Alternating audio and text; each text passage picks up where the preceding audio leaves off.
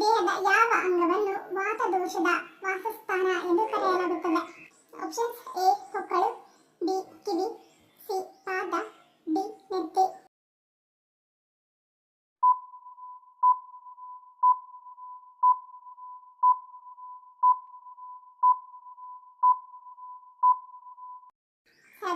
Option B ಕಿವಿ. ಕಿವಿಗಳು ಶಬ್ದದ ಮೂಲ ಮತ್ತು ವಾತದೋಷದ ವಾಸಸ್ಥಾನ ಎಂದು ಹೇಳಲಾಗುತ್ತದೆ. ಕಿವಿಗಳಿಗೆ ಎಣ್ಣೆಯಿಂದ ಮಸಾಜ್ ಮಾಡುವುದರಿಂದ ಏಕಾಗ್ರತೆ ಹೆಚ್ಚಾಗುತ್ತದೆ ಮತ್ತು ಮನಸ್ಸು ಶಾಂತವಾಗಿರುತ್ತದೆ. ಇಷ್ಟೇ ಅಲ್ಲ, ಇದು ವಾತದೋಷವನ್ನು ಶಾಂತಗೊಳಿಸುತ್ತದೆ ಮತ್ತು ನಿದ್ರೆಯನ್ನು ಸುಧಾರಿಸುತ್ತದೆ. ಯಾವ ವಿಟಮಿನ್ ಕೊರತೆಯು ನಮ್ಮ ನರಗಳ ಮೇಲೆ ಕೆಟ್ಟ ಪರಿಣಾಮವನ್ನು ಬೀರುತ್ತದೆ? Options: A vitamin D, B vitamin C, C vitamin A, D vitamin ಬಿ12.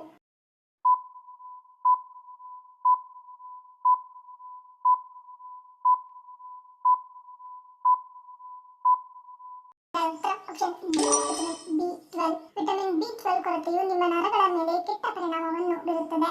ಇದಕ್ಕಾಗಿಯೇ ಈ ವಿಟಮಿನ್ ಕೊರತೆಯು ನಿಮ್ಮ ಕೈ ಮತ್ತು ಕಾಲುಗಳನ್ನು ನಡಗಿಸುತ್ತದೆ. ಇದಲ್ಲದೆ ಈ ವಿಟಮಿನ್ ಕೊರತೆಯಿಂದಾಗಿ ನೀವು ಕೈ ಮತ್ತು ಕಾಲುಗಳಲ್ಲಿ ಜುಮ್ಮೆನಿಸುವಿಕೆಯನ್ನು ಅನುಭವಿಸಬಹುದು. ನಿಮ್ಮ ನರಗಳ ಹೊರತಾಗಿ ವಿಟಮಿನ್ ಬಿ12 ಕೊರತೆಯು ನಿಮ್ಮ ಮೂಳೆಯ ಆರೋಗ್ಯ ಮತ್ತು ಸ್ನಾಯುವಿನ ಆರೋಗ್ಯವನ್ನು ಕೆಟ್ಟದಾಗಿ ಹಾನಿಗೊಳಿಸುತ್ತದೆ. ನೀವು ನಡೆಯಲು ಕಷ್ಟಪಡುತ್ತಿದ್ದರೆ ಅಥವಾ ಕೀಲು ನೋವನ್ನು ಎದುರಿಸುತ್ತಿದ್ದರೆ ನಿಮ್ಮ ದೇಹದಲ್ಲಿ ವಿಟಮಿನ್ ಬಿ12 ಕೊರತೆ ಉಂಟಾಗಿರಬಹುದು. ಭಾರತದ ಸಕ್ಕರೆಯ ಬಟ್ಟಲು ಎಂದು ಯಾವ ರಾಜ್ಯವನ್ನು ಕರೆಯಲಾಗುತ್ತದೆ? Options: A Maharashtra, B Karnataka, C Uttar Pradesh, D Punjab.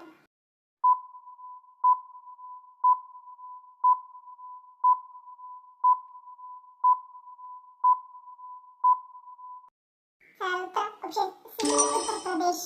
ಭಾರತದಲ್ಲಿನ ಕೆಲವು ರಾಜ್ಯಗಳು ಅವರ ಶ್ರೀಮಂತ ಉತ್ಪನ್ನಕ್ಕೆ ಹೆಸರುವಾಸಿಯಾಗಿದೆ. ಅಂತಹ ಒಂದು ಅಡ್ಡ ಹೆಸರು ಶುಗರ್ ಬೌಲ್ ಆಫ್ ಇಂಡಿಯಾ. ಕಬ್ಬು ಕೃಷಿ ಮತ್ತು ಸಕ್ಕರೆ ಉತ್ಪಾದನೆಯಲ್ಲಿ ಭಾರತವನ್ನು ಮುನ್ನಡೆಸುತ್ತದೆ. ಕಬ್ಬು ಪ್ರಮುಖ ವಾಣಿಜ್ಯ ಬೆಳೆಯಾಗಿದೆ ಮತ್ತು ಉತ್ತರ ಪ್ರದೇಶವು ಭಾರತದ ಸಕ್ಕರೆಯ ಉತ್ಪಾದನೆಗೆ ಹೆಚ್ಚಿನ ಪಾಲನ್ನು ನೀಡುತ್ತದೆ. ರಾಜ್ಯದ ಫಲವತ್ತಾದ ಬಯಲು ಪ್ರದೇಶ, ಹೇರಳವಾದ ನೀರು ಸರಬರಾಜು ಮತ್ತು ಅನುಕೂಲಕರ ವಾತಾವರಣವು ಕಬ್ಬು ಕೃಷಿಗೆ ಸೂಕ್ತವಾಗಿದೆ. ಯಕೃತ್ತಿನ ವೈಫಲ್ಯದಲ್ಲಿ ಯಾವ ಸಮಸ್ಯೆ ತುಂಬಾ ಸಾಮಾನ್ಯವಾಗಿರುತ್ತದೆ? ಆಪ್ಷನ್ಸ್: ಎ ನಿರ್ಜಲೀಕರಣ, ಬಿ ನಿದ್ರಾಹೀನತೆ, ಸಿ ಅತಿಯಾದ ಬೊಜ್ಜು, ಡಿ ಹಸಿವಾಗುವುದಿಲ್ಲ.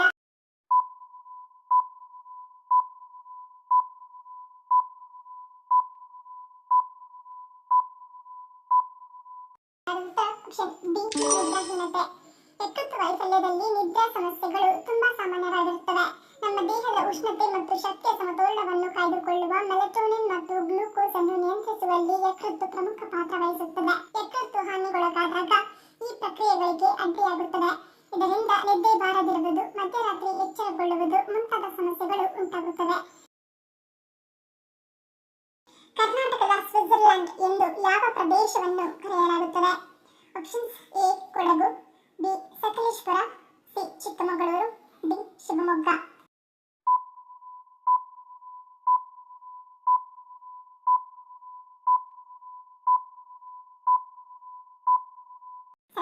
Option B Sakleshpur. ಸಮುದ್ರ ಮಟ್ಟದಿಂದ ಸುಮಾರು 950 ಮೀಟರ್ ಎತ್ತರದಲ್ಲಿರುವ ಸಕಲೇಶಪುರವು ಕರ್ನಾಟಕದ ಒಂದು ಪ್ರಶಾಂತ ಗಿರಿಧಾಮವಾಗಿದ್ದು ವರ್ಷ ಪೂರ್ತಿ ಆಹ್ಲಾದಕರ ಹವಾಮಾನಕ್ಕೆ ಹೆಸರುವಾಸಿಯಾಗಿದೆ. ಹಾಸನ ಜಿಲ್ಲೆಯಲ್ಲಿ ನೆಲೆಗೊಂಡಿರುವ ಈ ಸುಂದರವಾದ ತಾಣವು ದಟ್ಟವಾದ ಕಾಡುಗಳು, ಹೊಳೆಯುವ ನದಿಗಳು, ಜಲಪಾತಗಳು ಮತ್ತು ಕಾಫಿ, ಏಲಕ್ಕಿ, ಮೆಣಸು ಮತ್ತು ಅಡಿಕೆಗಳ ಸಮೃದ್ಧ ತೋಟಗಳಿಂದ ಆವೃತವಾಗಿದೆ. ಯಾವ ಮೀನನ್ನು ಉಚಿತವಾಗಿ ಕೊಟ್ಟರೂ ತಿನ್ನಬಾರದು ಎನ್ನುತ್ತಾರೆ ವೈದ್ಯರು? Options: A Thai Magur, B tilapia, C mackerel, D ಮೇರಿನಾ ಎಲ್ಲವೂ.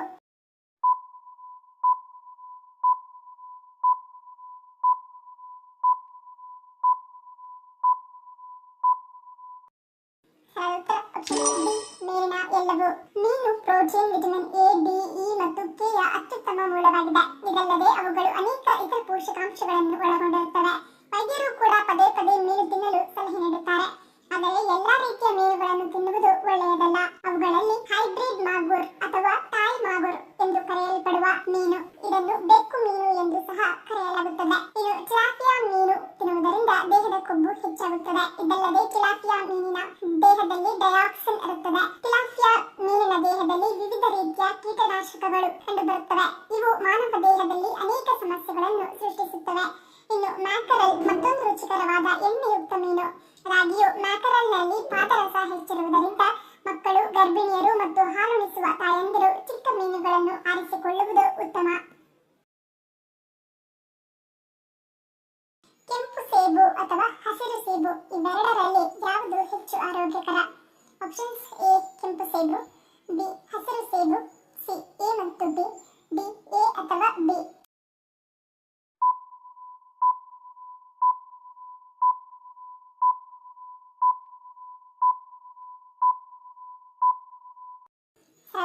ಆಪ್ಷನ್ ಬಿ ಹಸಿರು ಸೇಬು. ಹಸಿರು ಸೇಬು ಹುಳಿ ರುಚಿಯನ್ನು ಹೊಂದಿದ್ದು ಕೆಂಪು ಸೇಬಿಗೆ ಹೋಲಿಸಿದಾಗ ಇದರಲ್ಲಿ ನೈಸರ್ಗಿಕ ಸಕ್ಕರೆ ಅಂಶ ಕಡಿಮೆ ಇರುತ್ತದೆ. ರಕ್ತದಲ್ಲಿನ ಸಕ್ಕರೆ ಮಟ್ಟವನ್ನು ನಿರ್ವಹಿಸುವ ವ್ಯಕ್ತಿಗಳಿಗೆ ಹಸಿರು ಸೇಬು ಉತ್ತಮವಾದದ್ದು. ಇದರಲ್ಲಿ ಕಡಿಮೆ ಗ್ಲೈಸೆಮಿಕ್ ಸೂಚಿ ಇದ್ದು ನಾರಿನಾಂಶ ಕೂಡ ಇದರಲ್ಲಿ ಹೆಚ್ಚಿದೆ. ಕರುಳಿನ ಚಲನೆಯನ್ನು ನಿಯಂತ್ರಿಸಲು ಸಹಾಯ ಮಾಡುವ ಕರಗುವ ನಾರು ಫೆಕ್ಟಿನ್ ಹಸಿರು ಸೇಬಿನಲ್ಲಿದ್ದು ಪ್ರಯೋಜನಕಾರಿ ಕರುಳಿನ ಬ್ಯಾಕ್ಟೀರಿಯಾದ ಬೆಳವಣಿಗೆಯನ್ನು ಉತ್ತೇಜಿಸುತ್ತದೆ. ಕೆಂಪು ಸೇಬುಗಳು ಹಸಿರು ಸೇಬುಗಳಿಗಿಂತ ಸ್ವಲ್ಪ ಕಡಿಮೆ ಫೈಬರ್ ಅನ್ನು ಹೊಂದಿದ್ದರೂ ಅವು ಇನ್ನೂ ಕರಗುವ ಮತ್ತು ಕರಗದ ಫೈಬರ್ ಎರಡನ್ನೂ ಅತ್ಯುತ್ತಮ ಪ್ರಮಾಣದಲ್ಲಿ ಒದಗಿಸುತ್ತದೆ. ಇದು ನಿಯಮಿತ ಕರುಳಿನ ಚಲನೆ ಮತ್ತು ಆರೋಗ್ಯಕರ ಜೀರ್ಣಾಂಗ ವ್ಯೂಹವನ್ನು ಕಾಪಾಡಿಕೊಳ್ಳಲು ನಿರ್ಣಾಯಕವಾಗಿದೆ. ಭೂಮಿಯ ಮೇಲಿನ ಯಾವ ಜೀವಿಗೆ ಕ್ಯಾನ್ಸರ್ ರೋಗ ಬರುವುದೇ ಇಲ್ಲ? ಆಪ್ಷನ್ಸ್: ಎ ತಿಮಿಂಗಲ, ಬಿ ಆನೆ, ಸಿ ಉಷ್ಟ್ರಪಕ್ಷಿ, ಡಿ ಜಿರಾಫೆ.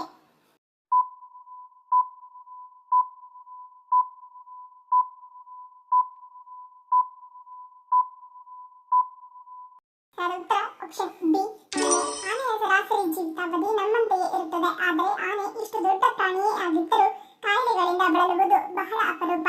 ಅದರಲ್ಲೂ ಆನೆಗೆ ಕ್ಯಾನ್ಸರ್ ಬರುವುದೇ ಇಲ್ಲ ಎಂಬುದು ದೊಡ್ಡ ವಿಚಾರವಾಗಿದೆ. ಏಕೆಂದರೆ ಆನೆಯು ಮನುಷ್ಯನಿಗಿಂತ ಲಕ್ಷಾಂತರ ಪಟ್ಟು ಹೆಚ್ಚು ಜೀವಕೋಶಗಳನ್ನು ಹೊಂದಿರುತ್ತದೆ. ಸಾಕಷ್ಟು ಪ್ರಮಾಣದ DNA ಹಾನಿಯಾದಾಗ ಇದು ಕ್ಯಾನ್ಸರ್ ಆಗಿ ರೂಪುಗೊಳ್ಳುತ್ತದೆ. ಆದರೆ ಆನೆಗಳಿಗೆ ಹೆಚ್ಚಿನ DNA ಹಾನಿ ಇರುವುದಿಲ್ಲ. ಈ ಕಾರಣದಿಂದಾಗಿ ಆನೆಗೆ ಕ್ಯಾನ್ಸರ್ ಕಾಣಿಸಿಕೊಳ್ಳುವುದು ಬಹಳವೆಂದರೆ ಬಹಳ ಅಪರೂಪ. ಆನೆಗಳು P53 ಜೀನ್ನ 20 ಪ್ರತಿಗಳನ್ನು ಹೊಂದಿದ್ದರೆ ಮಾನವರು ಕೇವಲ ಒಂದನ್ನು ಮಾತ್ರ ಹೊಂದಿರುತ್ತಾರೆ. ಈ ಜೀನ್ DNA ದೋಷಗಳನ್ನು ಸುಲಭವಾಗಿ ಸರಿಪಡಿಸುತ್ತದೆ. ಆದರೆ ಮಾನವರಲ್ಲಿ ಈ ಜೀನ್ ಅಷ್ಟು ಪ್ರಮಾಣದಲ್ಲಿ ಇರುವುದಿಲ್ಲ. ವಿಶ್ವದ ಅತ್ಯಂತ ಶಕ್ತಿಶಾಲಿ ತರಕಾರಿ ಯಾವುದು? ಆಪ್ಷನ್ಸ್: ಎ ಕುಂಬಳಕಾಯಿ, ಬಿ ಸುವರ್ಣಗಡ್ಡೆ, ಸಿ ನುಗ್ಗೆಕಾಯಿ, ಡಿ ಮೂಲಂಗಿ.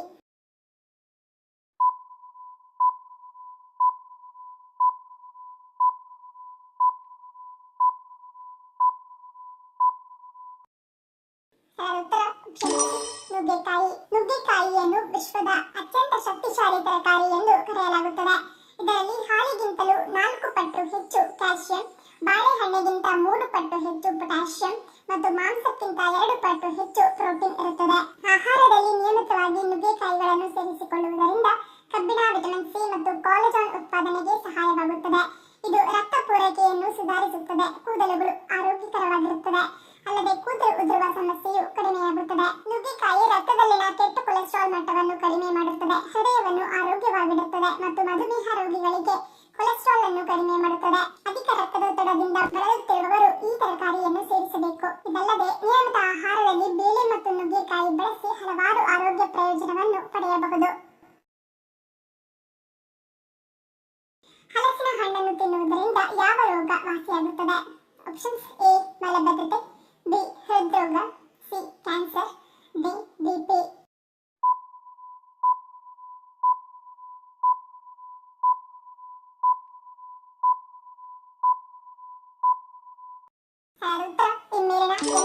ಹಲಸಿನ ಹಣ್ಣಿನಲ್ಲಿ ಪ್ರಿಬಯೋಟಿಕ್ಸ್ ಇರುವುದರಿಂದ ಕರುಳಿನಲ್ಲಿ ಪ್ರಯೋಜನಕಾರಿ ಬ್ಯಾಕ್ಟೀರಿಯಾದ ಬೆಳವಣಿಗೆಯನ್ನು ಸಹ ಬೆಂಬಲಿಸುತ್ತದೆ. ಇದು ಮಲಬದ್ಧತೆಯನ್ನು ನಿವಾರಿಸುತ್ತದೆ. ಈ ಹಣ್ಣಿನಲ್ಲಿರುವ ವಿಟಮಿನ್ ಸಿ ಇಂದ ಉತ್ಪತ್ತಿಯಾಗುವ ಕಾಲಜನ್ ಗಾಯವನ್ನು ಗುಣಪಡಿಸುವಲ್ಲಿ ಮತ್ತು ಆರೋಗ್ಯಕರ ಮೂಳೆಗಳು, ಸಂಯೋಜಕ ಅಂಗಾಂಶಗಳು, ಕಾರ್ಟಿಲೇಜ್ ಮತ್ತು ರಕ್ತನಾಳಗಳನ್ನು ನಿರ್ವಹಿಸುತ್ತದೆ.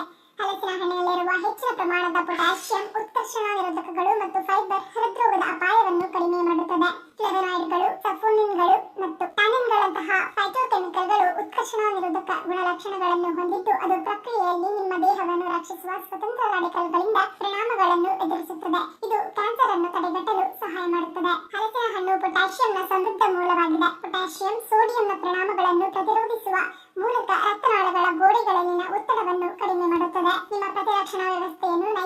ಸಂಪೂರ್ಣವಾಗಿ ಬಲಪಡಿಸುತ್ತದೆ ಹಾಗೂ ರೋಗ ನಿರೋಧಕ ಶಕ್ತಿ ಹೆಚ್ಚಿಸುವ ವಿಟಮಿನ್ ಎ ಮತ್ತು ಸಿ ಯ ಸಮೃದ್ಧ ಮೂಲವಾಗಿರುವುದರಿಂದ ರೋಗಗಳನ್ನು ತಡೆಗಟ್ಟಲು ಸಹಾಯ ಮಾಡುತ್ತದೆ. ಧನ್ಯವಾದಗಳು. ನಿಮ್ಮ ಪ್ರೀತಿಯ ಲೈಕ್ ಕೊಟ್ಟು ಪ್ರೋತ್ಸಾಹಿಸಿ. ಇನ್ನು ಹೆಚ್ಚಿನ ಮಾಹಿತಿಗೆ ನಮ್ಮ ಚಾನೆಲ್ ಸಬ್ಸ್ಕ್ರೈಬ್ ಮಾಡಿ, ಪಕ್ಕದಲ್ಲಿರುವ ಬೆಲ್ ಬಟನ್ ಕ್ಲಿಕ್ ಮಾಡಿ. ಇನ್ನೊಂದು ಇಂಟ್ರೆಸ್ಟಿಂಗ್ ಪ್ರಶ್ನೆಗಳೊಂದಿಗೆ ಸಿಗ್ತೀನಿ. Love you all. Take care.